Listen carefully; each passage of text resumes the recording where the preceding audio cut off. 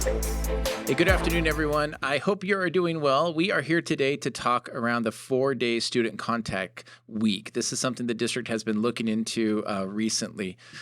So I want to give a little context to that. When we were going through some of our mitigation strategies, we received some information from our community that said, hey, we should look into that. And so that's what the district currently is doing, is just looking into it. There has not been a decision and there has not been a recommendation around the 4-day student contact week. However, today we are going to send out a survey, and we would encourage you to take that survey. Before you do, though, there's some information that we'd like to share with you. Some of that we will share in this video, but there's also more information on our website. Our website has some information about the 4-day student contact week. It also goes into much more depth about what we shared at our recent board meeting. I would encourage you to watch that if you have an opportunity, because there was a lot of information shared in that. And there's also a frequently asked questions page that we have included on our webpage. And if you look through all that information and you still have a question that you'd like us to answer, there is a spot on our website where you can submit a question, and we'd be happy to get that information out to you. So one of the first things we're going to look at is the possible benefits and challenges to moving to a 4-day student contact week. So before we look at some of the possible benefits and challenges, I think it's important to understand this 4-day student contact week is something that is really popular amongst the state, actually across the nation. Already in Idaho, there are already 90 school districts or more that operate on a 4-day student contact week. So this is something that is not new. And there are some benefits and challenges. So let's take a look at a couple of those. So for students, one of the things a 4-day student contact week does is it provides a nice longer block of time for students to learn in their classes, around 70 to 75 minutes. It allows some of our career and technical education programs to have a good block of time. It allows students to catch up. It also allows students to have some good family time. That is a positive that we have heard.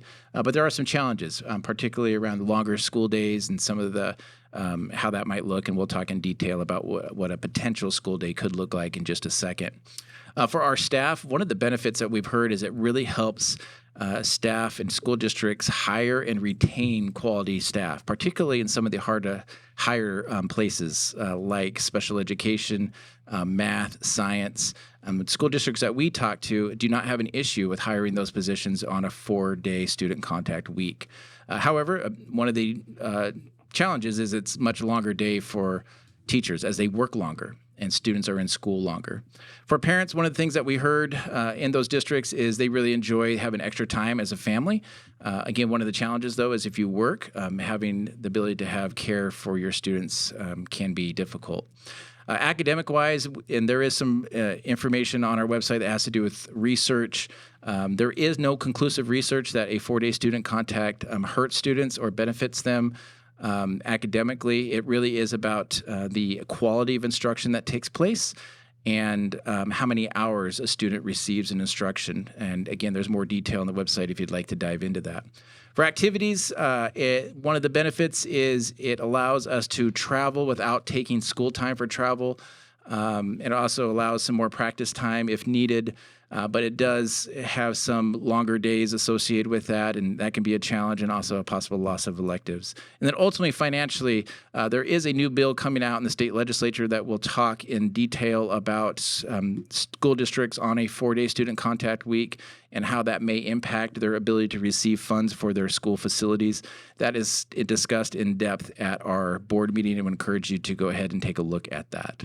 So as we mentioned, one of the common questions we've got is what does an actual school day look like under a 4-day student contact week? So Mr. Yarbrough, would you maybe share a little information about that? Yeah, thanks, Dr. Russell. So within those constraints, I want to be really clear that we're talking about windows of time, again, as no decision's been made.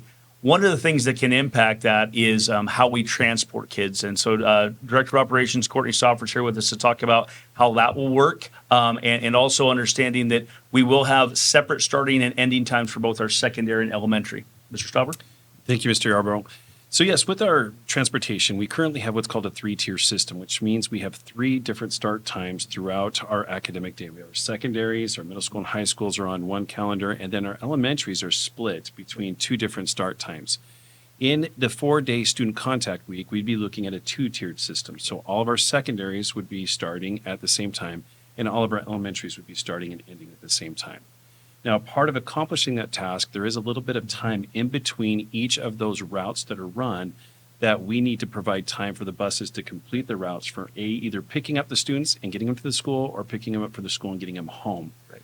Roughly that is about 45 minutes we need between those routes. So again, between the secondary route, we need 45 minutes for it to complete so it can start the second or the elementary route. Yep. And vice versa when they go home.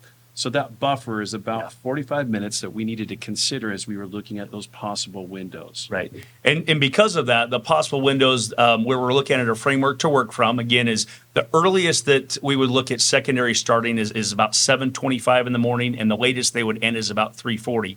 Again, we think we can work within that window and get a little bit different time, but want to be clear with the community that's kind of the window it could land within. And on our elementaries, again, the time for them to show up will be about 8:45 in the morning, again, with that busing piece there. And then about 4:25 is the latest they would go with kids transitioning from secondary back to home, and then those buses getting to the elementary folks so they can pick them up.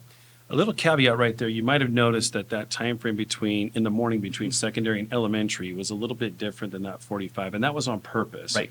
Giving us a little bit more time. Mornings typically are a little bit more challenging as far as pickups and just traffic. So we gave ourselves a little bit of buffer in there. Yep. Thank you for sure on that. One other piece that Dr. Russell had mentioned, again, is that legislative bill 521 that impacts where the facilities funding may come from. And so very specifically, again, much more detail in our board meeting, but just for the purposes of this understanding and to help you with the survey, the question really comes around what the minimum number of student contact days would be and possible teacher contract days. So again, working within that, we do feel like we could fall within a 147 to 150 student contact days within our year, being on a 4-day student contact week. And that would equate to about 168 to 172 teacher contract days. Again, much still to be decided there, but want to give a window and an understanding of what that may look like. So when you get the survey, really what we want to do is make sure you have the information to be able to give us some accurate input. That input is going to be what the board, one of the pieces of information the board looks at to whether or not they make the decision to move to a 4-day student contact week, as well as whatever else happens at the legislature. So again, that survey is coming out. It will be actually pretty minimal in questions, but we wanted you to have this information, and we'll frame this in the survey as well so you can see the same information. All right. Well, Dr. Russell, I have a question for you. We've just heard this great explanation of some of the benefits and some of the potential pitfalls that might be there. But I noticed on there was a part where teachers had some additional time that they were only on at school. Can you tell me more about that? Yeah, so I think it's a great question. I think one of the things we've heard is what are teachers going to do on that Friday? I think it's important to know that teachers are going to be working longer Monday through Thursday. So their hours are actually going to be longer. Kids are going to be in school longer those days. But we do plan on having teachers come in a couple of Fridays a month to do some work. That work will probably be around professional development. There'll be some grading, some assessment, looking at some student data. It'll really give us some time that we need to do that. And that's one of the things that we heard from other school districts is that is a really benefit to teachers. I think it's important to share as well with our folks, is we would look at getting rid of the early release on Wednesday. So we would have a Monday through Thursday, again, a longer day. And we showed some of those times, what those might be. And then teachers would be reporting a couple of Fridays a month to do some work, as we just mentioned. Well, thank you, Dr. Russell. That does help explain that. Now, if I may, I have another question. Listening to those benefits and potential challenges that are out there for the community and for the district, I couldn't help but notice that the challenge of the daycare and what may happen on whatever day that may fall on that students are home. Has the district thought about anything to help with those parents that might be in that challenge? Mr. Stopper, we have. Appreciate that question. That's a very important question. We know that a number of folks in our community, child care on that day could be a challenge. So we have started conversations with a lot of our community partners to look at how we might develop programs that are entire day on Friday, part day on Friday to meet some of those needs. Being really transparent, those have not been finalized as we're still working through that, but we know that our community partners are very on board and want to expand in that to support our families and what their needs may be.